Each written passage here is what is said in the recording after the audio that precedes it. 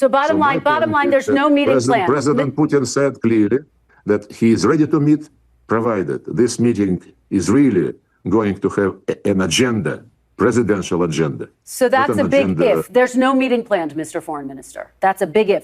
You're saying there's no meeting planned right now. Kristen, I'm awfully sorry, you're not listening.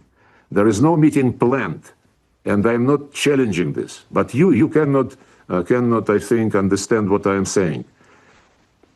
Putin is ready to meet with Zelensky when the agenda would be ready for a summit. And this agenda is not ready at all. President Trump suggested, after Anchorage, several points which we share. And on some of them, we agreed to show some flexibility. Okay. When President Trump brought those issues to the meeting in Washington, with Zelensky present together with his European sponsors, he clearly indicated, it was very clear to everybody that there are several principles which Washington believes must be accepted, including no NATO membership, including the discussion of territorial issues. And Zelensky said no to everything. He even said no to, as I said, to canceling legislation prohibiting the Russian language. How can we meet with a person who is pretending to be a leader? This is my video update on this Friday afternoon, August the 22nd, coming to you from Larnaca, Cyprus. Let's talk about some news, and let's start things off with the Europeans and the Americans talking about security guarantees for Project Ukraine. And according to the Times UK, the Europeans, they have a couple of requests from the United States and from the Trump White House as they put together these security guarantees for Ukraine. These Article 5 like security guarantees. Not Article 5, but Article 5 like security guarantees. This is coming from the EU propaganda outlet known as Euronews. EU and allies must accelerate work on Ukraine's NATO-like security guarantees, says Gosta. Gosta's the other half of the power structure in the European Union. He's the quiet guy that doesn't say much. Ursula is the European Commission, and Gosta is the European Council. Took over for Michel. Anyway, Gosta is saying NATO-like, NATO-like, NATO style, NATO-esque, Article-like, Article 5-like, Article 5-esque security guarantees. Just don't call it NATO. It's not NATO. Russia, relax. Putin, relax, man. Relax, Russia. We're not saying that Ukraine's going to enter NATO. NATO's off the table. We're just going to provide Ukraine with NATO-like guarantees. Chill out, man. Okay. As long as it's NATO-like, as long as it's Article 5-like guarantees, no problem. Root causes are addressed. Ridiculous, man. Anyway, they want F-35s. They want the United States to provide F-35s. I believe stationed in Romania is what they're asking for. Actually, I think Romania said that they're not going to send troops to Ukraine. No Romanian boots on the ground, but they're more than happy to provide their airfields to these F-35s that the Europeans are asking for from the United States. And these F-35s would be doing patrols over Ukraine and over the Black Sea. No problem, Russia. No problem, man. Root causes are still okay. Don't worry about the F-35s flying around the Black Sea. It's no freaking problem. Anyway, they also want the United States to promise that they're going to share with the Europeans and with Ukraine satellite data, intelligence, and all of these things. What else are they asking for? Oh, they're reporting that that the United States would not have boots on the ground. They would not be participating in these security guarantees, but they would be operating the whole thing. The U.S. military would be commanding the entire operation. But the people in the United States, don't worry about it. There will be no U.S. boots on the ground, just U.S. pilots flying the F-35s and U.S. intel and U.S. satellite and a U.S. command center. I thought they already have a command center in Germany. Don't they already have a command center? So I guess they don't really need to do much, do they? Just keep the command center in Wiesbaden, Germany. So that's what the Europeans are asking for from the United States as they negotiate with each other amongst themselves. As Alexander likes to say, as Eve Smith from Naked Capitalism put it, they negotiate with each other. They only talk amongst themselves, and they don't listen to one freaking word Russia has been saying over the past 15 years, 20 years, the past 3 years, the past 6 months, the past 1 month, the past week. No NATO. No NATO troops, no NATO like, no Article 5, no Article 5 like, no Western troops in Ukraine. How long have the Russians been going on and on about this? But the Europeans continue to ignore everything that Russia has said, that Russia is saying. Just yesterday, Sergei Lavrov said no NATO forces, no Western military, none of that. And as far as security guarantees go, Russia is going to be part of the guarantor countries. Period. End of story. Full stop. But all of this is not meant, this entire exercise is not meant to actually provide security guarantees to Ukraine. That's not what this is about. This is not about furthering along the peace process, the negotiations. It's definitely not about that. What this is all about is sabotaging the negotiations that the United States kind of has going on, if you even want to call it negotiations, the talks that the United States has going on with Russia. It's about sabotaging those talks. And it's about keeping the war going and keeping the narrative going that Russia just doesn't agree with anything that we put on the table, right? That's what they're going to do. In a couple of weeks, what the collective West is going to say, along with their media lackeys, what they're going to say is they're going to say that we put together these security guarantees, and Russia rejected them. So Russia doesn't want peace. They want the war to continue. And so it's all Putin's fault. That's exactly where they're going with this. And then they're going to go to Trump, and they're going to tell Trump, you see, we tried to put together reasonable security guarantees. You presented them to Putin, and Putin rejected them. So bone-crushing sanction time, right? Right. That's the purpose of all of this.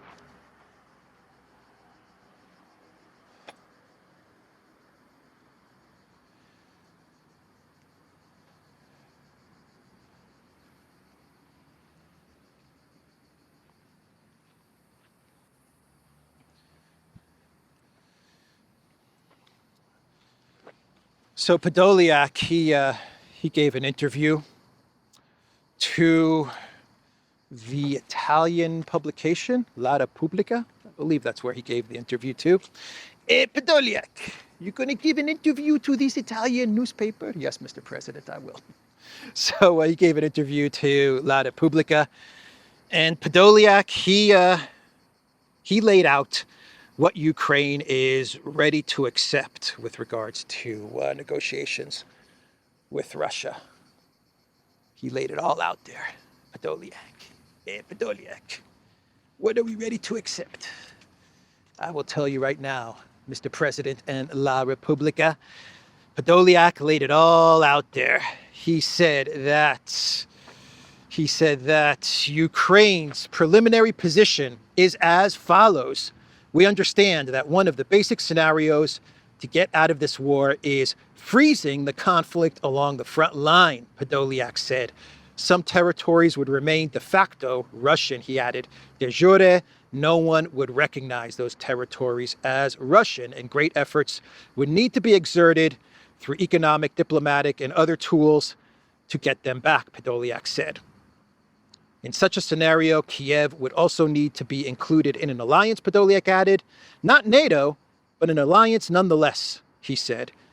U.S. President Donald Trump has repeatedly ruled out Ukrainian membership in NATO. Okay, so those are Ukrainian terms as summarized by Pedoliak, which is basically no change whatsoever in Ukraine's demands with regards to this conflict.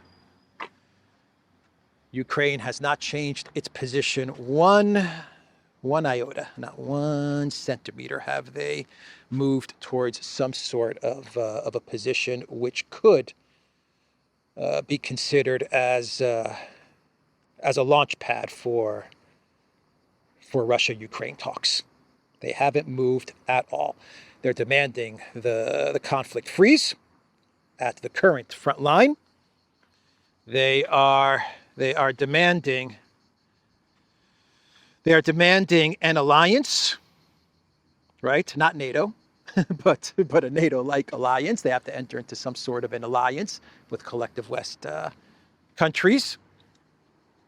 And they're saying that the territories will be recognized de facto and not de jure. And Podolyak is even taking it one step further and admitting that over time, Ukraine and the collective West, they will continue to apply pressure on Russia in order to get the territories back, right? That is what Podolyak is saying here. Economic, diplomatic, and other tools. We've got tools. They're going to use Ursula's tools in order to change the de facto status of those territories and to remove them from the Russian Federation, which is currently their status according to the Russian Constitution. So that is Podolyak's interview with La Repubblica. I believe this is La Repubblica. Maybe it's a different Italian outlet. Doesn't matter. Lavrov, he outlined the terms for a Putin-Zelensky meeting. So the Russian foreign minister, he said that Putin has no problem meeting with anybody, including even the Green Goblin. But in order for the Russian president to have a meeting with Zelensky, there has to be something to meet about, is what Putin said, is what Lavrov said with regards to what Putin told him. So basically what Lavrov is saying is that there has to be substantial work done by the negotiators, by the officials on both sides, in order to make the appropriate headway in the negotiations and take it to a point where Putin and whoever's going to be at the other side, on the other side of the table, so that they can sit down and finalize all of the work that was done by the negotiators and the negotiating teams. So Putin is saying, look, as president of Russia, I'll meet with whoever, but what has to happen is I have to go to that meeting ready to sign something, right? Ready to finalize whatever work has been going on from the negotiating teams and the foreign ministries and the various officials. Makes sense, right? Absolutely makes sense. Zelensky, he is pressing for a bilateral meeting with Putin, and he is saying that nothing should be discussed, nothing at all should be discussed until until he sits down with Putin. Putin is taking a different approach, and he is saying the proper approach. And he is saying what needs to be done is all of the legwork. All the legwork needs to be done and needs to be discussed. And we need to go over many issues and agree on many things. And then once we have everything wrapped up, we can show up, the leaders of the two countries, of each side, and we can sign something. Let me see if I have a statement from Lavrov. Lavrov stated on Thursday that the Russian president repeatedly said that he is ready to meet, including with Zelensky, if there is understanding that all issues that require consideration at the highest level have been worked out thoroughly by experts and ministers.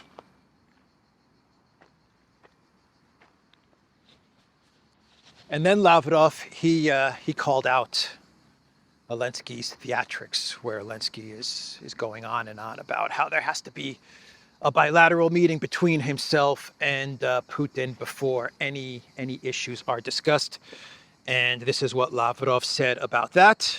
Clearly, his activity in relation to staging a summit with the Russian leader also has a goal of displaying his supposedly constructive focus on the settlement process, but in reality, it is simply about replacing the serious, hard, difficult work on agreeing the principles of a sustainable resolution of the crisis, with special effects and tricks in the style of KVN and Kvartal 95, he said, referring to shows in which Zelensky appeared during his time as a comedian. Yeah, it's all theatrics from Zelensky. They don't want any type of real resolution to the conflict in Ukraine. Everyone with half a brain understands that. It's all theatrics. It's all different mechanisms and ways to sabotage whatever little progress has been made, so that they can just keep the war going, keep the United States invested in Ukraine, which for the Europeans means keeping the United States invested in Europe and keeping this thing going, and Zelensky staying in power and preventing any rapprochement between the United States and Russia. That's what this is all about. They tried to do it with the unconditional ceasefire a couple of weeks ago or a couple of months ago. That did not work, so now they've moved on to security guarantees and bilateral meetings. And Trump has kind of helped push this along with all of his comments that he's been making over the past couple of days. Because with Trump, when you're dealing with Trump, he'll say something good one day when he speaks to someone with some brains, and then when he speaks to people without any brains, like Lindsey Graham of the Europeans, he comes out and says all kinds of dumb stuff, like he did yesterday on Truth Social. This is what Trump posted on Truth Social yesterday. It is very hard, if not impossible, to win a war without attacking an invader's country. It's like a great team in sports that has a fantastic defense, but is not allowed to play offense. There is no chance of winning. It is like that with Ukraine and Russia. Crooked and grossly incompetent Joe Biden would not let Ukraine fight back, only defend. How did that work out? Regardless, this is a war that would have never happened if I were president. Zero chance. Interesting times ahead.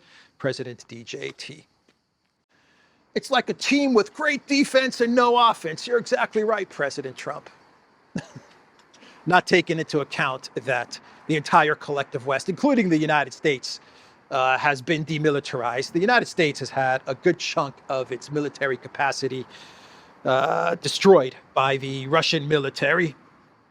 A 7-year waiting list on Patriots? Really? The ATACMS wonder weapon, which Russia completely demolished, was absolutely ineffective. Or are we going to talk about the javelins and the javelinas? Yeah, The Abrams tanks, right, President Trump? Those amazing Abrams tanks.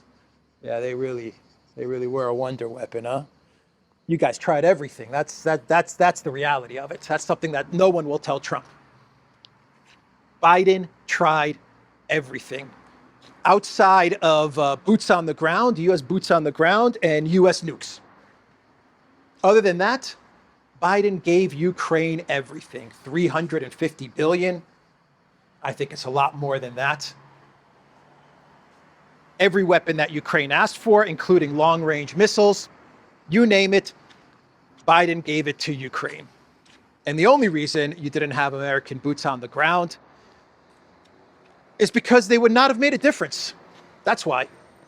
It's that simple, man. F-16s, they tried F-16s. Didn't make any difference. So anyway, that's Trump's latest Truth Social post. 1 step forward with Trump and 10 steps back. Anyway, and then he decides to post a photo of himself with Putin and comparing it to Nixon and Khrushchev, right? So Trump is Nixon and Putin is Khrushchev. Is that what we're supposed to take away from this, or are we supposed to take away the impression that the United States is always telling Russia what to do, or is always pointing a finger at Russia, or what? History repeats itself, or history rhymes, or I don't know. Why would you post this, man? Why would you post this? Don't you have anything better to do as the president of the United States rather than post these ridiculous images? Post images that are just going to anger the Russians? Oh, man. He's trying to please the neocons. Is that what you're trying to do? To make Lindsey Graham happy?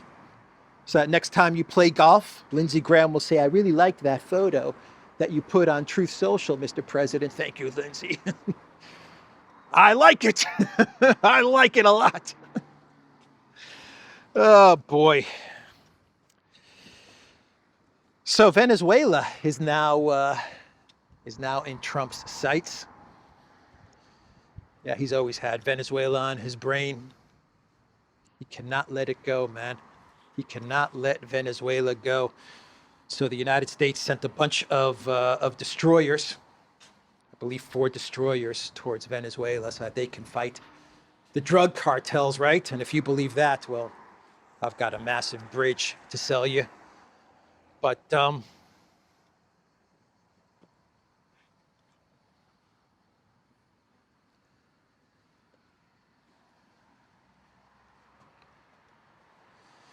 yeah, he's pushing for regime change in Venezuela.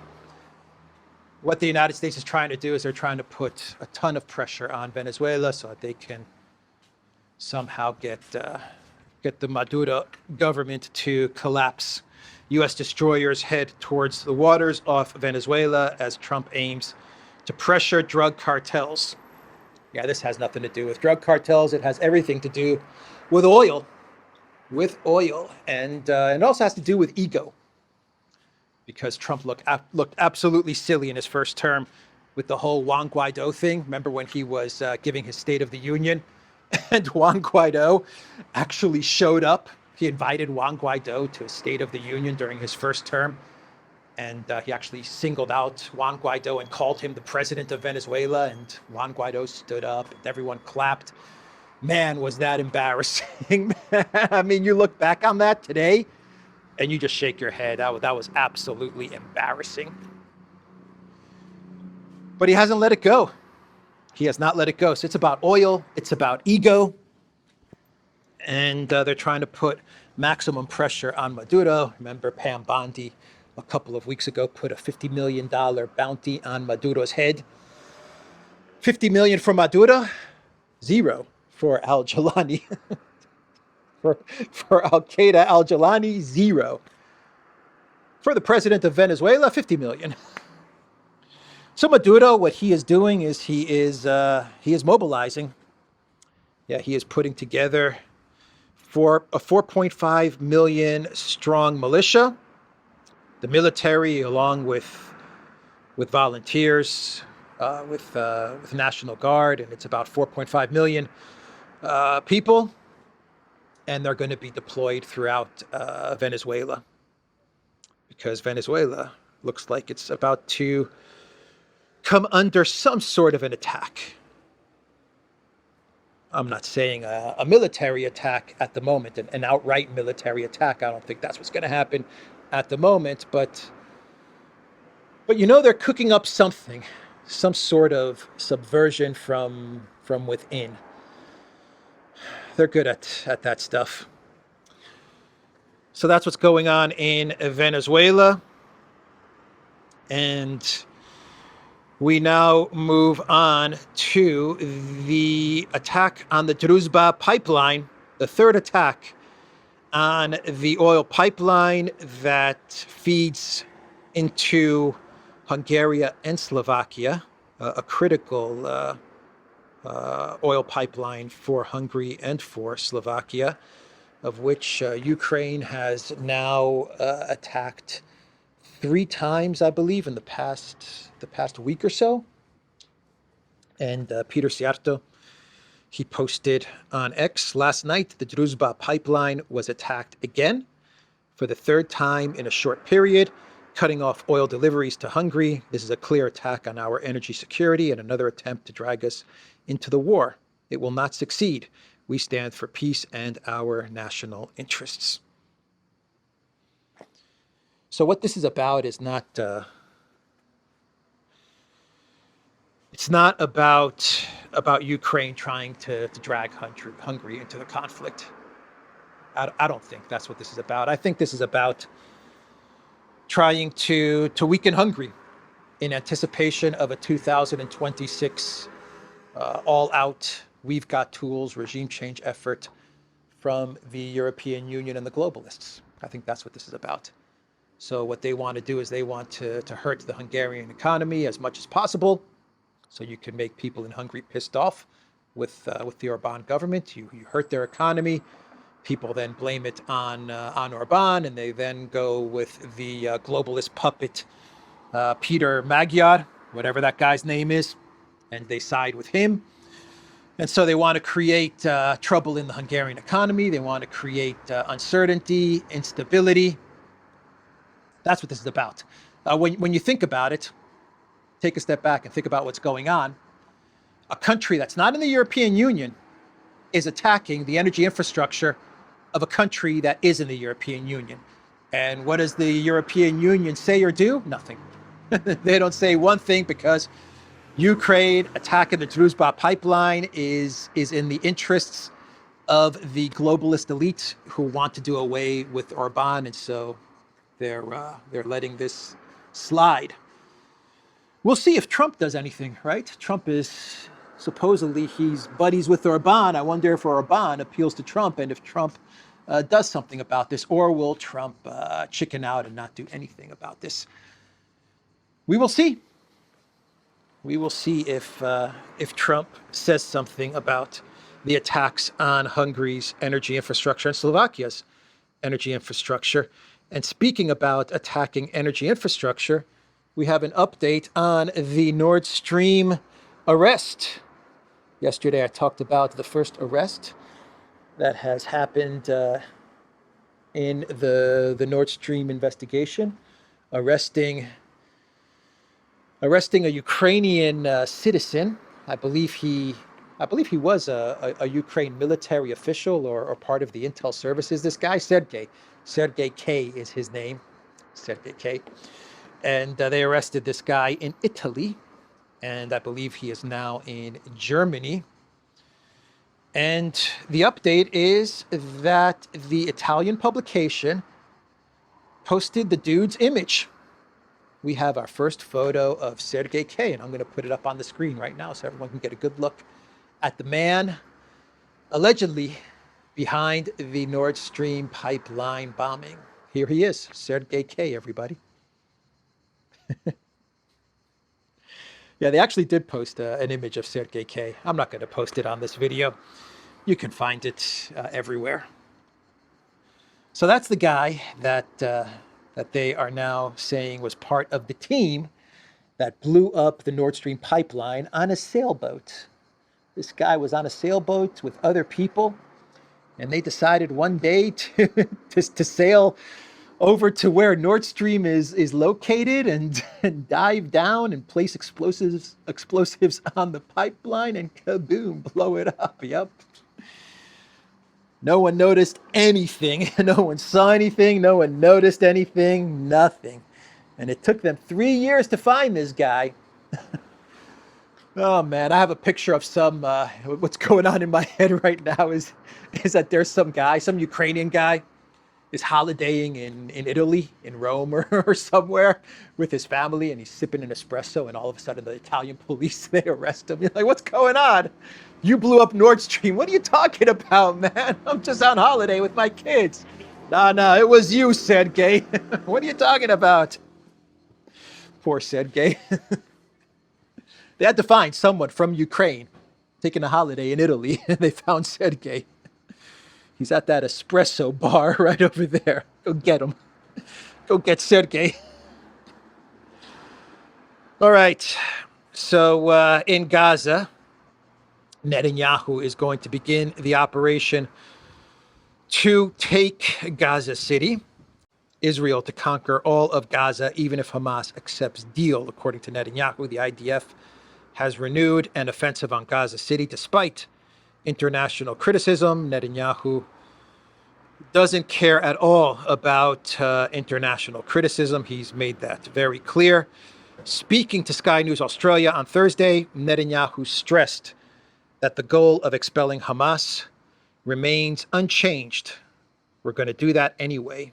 There was never any question that we're not going to leave Hamas there, he said. So buckle up, everybody, because things are about to get even more horrific in Gaza, if that's even possible. And then after Gaza, we know what's coming next, Iran.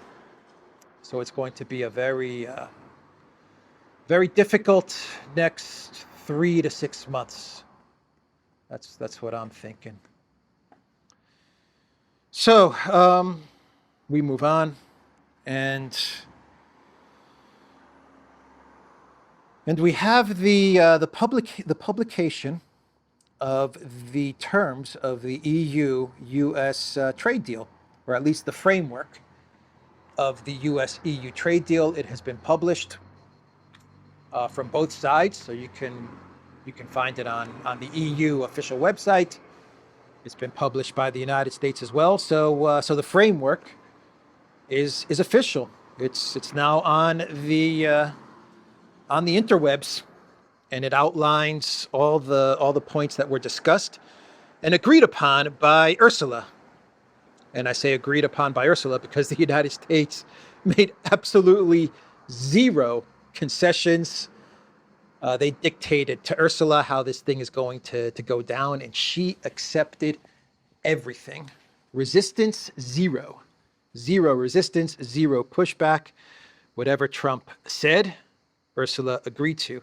And the main points of agreement, which are now published online, are that the U.S. commits to apply the higher of either the U.S. most favored nation MFN tariff rate or a tariff rate of 15%. The U.S. is committing to that. How nice of the United States to commit to place a tariff on the European Union. We will commit EU to placing a tariff on you. Don't worry about it. Our word is our bond. We commit to tariff you. What is going to be the EU tariff on the United States? Zero. There's absolutely nothing. What else? EU intends to procure U.S. liquefied natural gas, oil, and nuclear energy products with an expected offtake valued at $750 billion through 2028. How this is even possible, no one knows. All the energy experts are scratching their heads saying, how is this going to even happen? $750 billion worth of U.S. energy going to the European Union by 2008. A lot of doubters out there, but okay, it's in there. It is in there. The European Union intends to purchase at least $40 billion worth of U.S. AI chips for its computing centers. European companies are expected to invest an additional $600 billion across strategic sectors in the U.S. through 2028.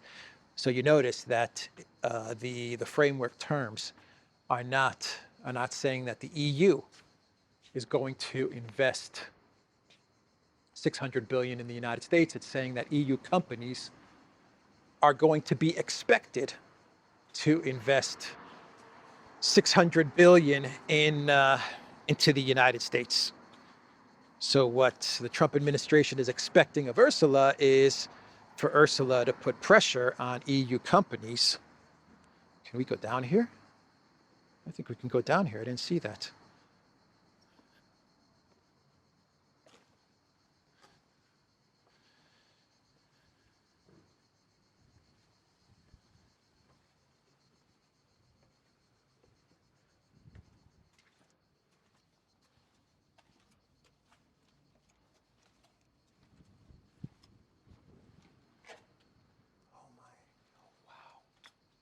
Wow.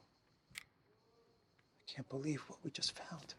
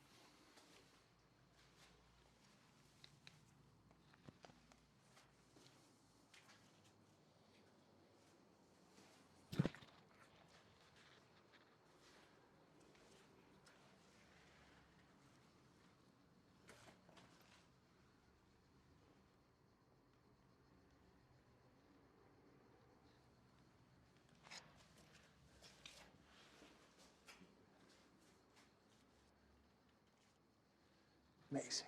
An amazing find. Cyprus, all full of surprises, huh?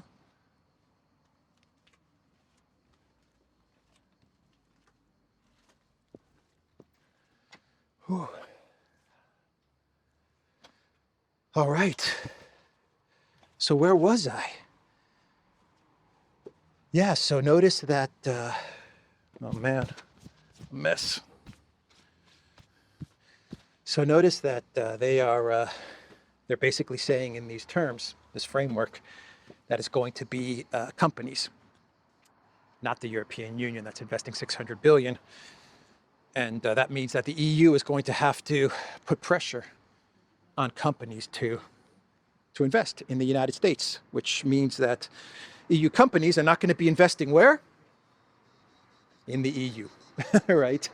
You're going to get European companies to not invest in Europe, and instead you're going to divert their funds to the United States.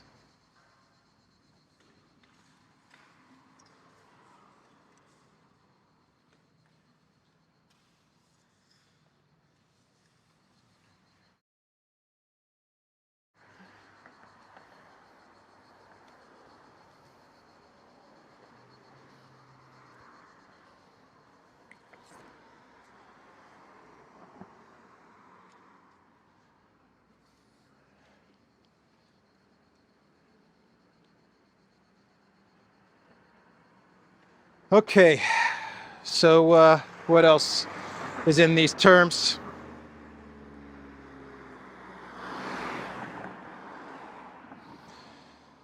Anything else? The EU plans to substantially increase procurement of military and defense equipment from the United States. No dollar amount or euro amount has been given as far as the amount of weapons that the EU is expected to purchase from the United States in this framework. Anyway, let's move on and wrap up this this video. Jaishankar, the foreign minister of India, visited Moscow, and he met with Lavrov and he met with Putin. And it highlights, once again, it highlights Russia's isolation. Russia's isolation as Jaishankar, the excellent Jaishankar, visits Moscow. It also highlights the effectiveness of Trump's threats to India, right? It worked. Trump's threats to India, telling India to stop doing business with Russia and to walk away from Russia and isolate Russia. It's worked. It has worked perfectly. Jaishankar is in Moscow and he's signing all kinds of deals, making all kinds of deals with Russia, or they're planning some deals and some partnerships and some cooperations to take place between Russia and India in the future.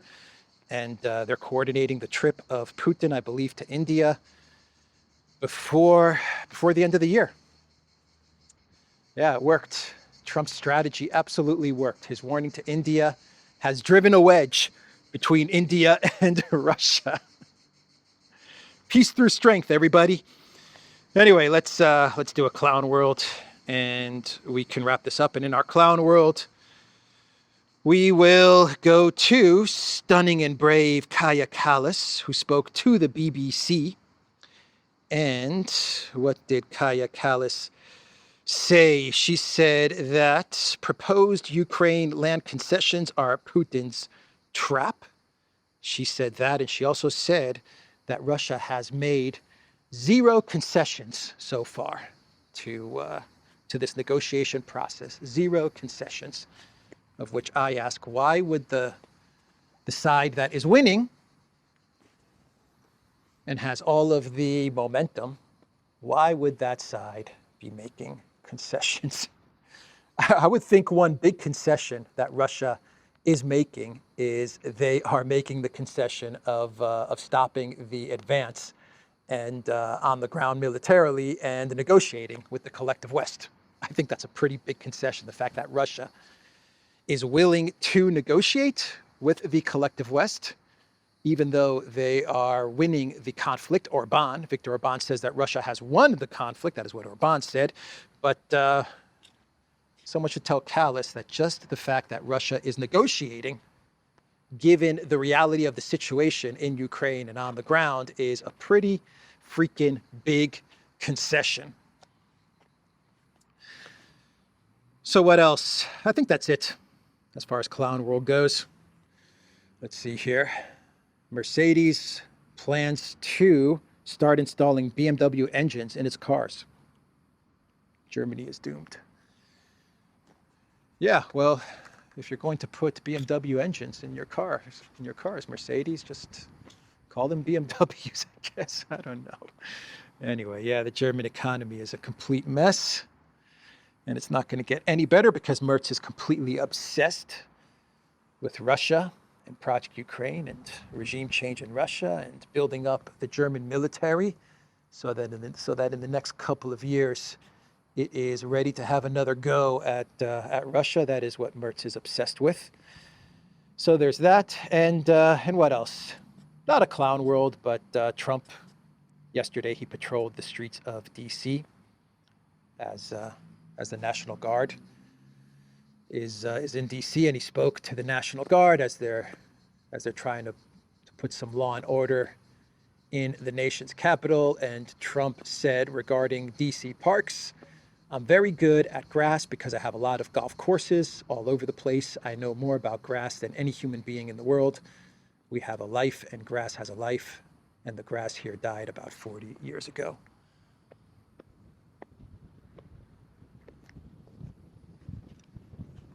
Yeah, you got to maintain your parks. I agree with that. Maintain your parks, have nice parks, nice grass in the parks. Sure. Anyway, that is the video update. TheDuran.locals.com. We're on Rumble, we're on X, we're on Telegram. Go to the Duran shop, pick up some merch. We'll see everybody tomorrow. Take care.